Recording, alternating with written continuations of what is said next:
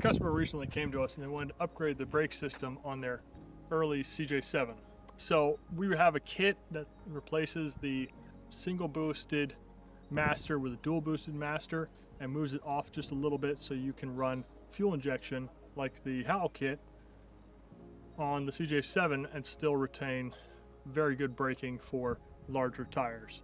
Now this kit comes with a few different options. You can buy just the bracket and you can buy the master and booster separately, or you can buy the whole system from us. It comes with the soft lines from the new master all the way down to your proportioning valve.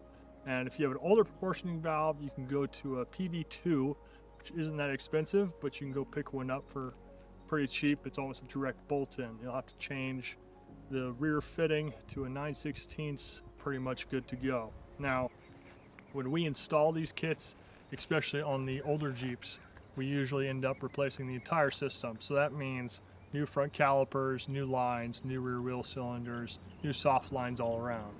Now this Jeep has one of our favorite tires on it. It's the General Grabber X3s. These are 33 by 10.5 by 15.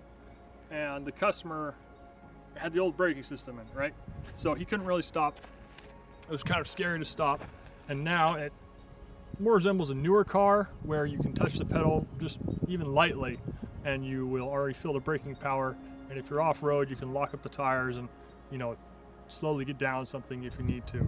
So go check out our kit. We'll have a lot more coming out for early four-wheel drives and maybe some later models. But for right now, we're focusing on all the early stuff. Send us a message if you need anything else built for your early four-wheel drive. We'll see if we can help.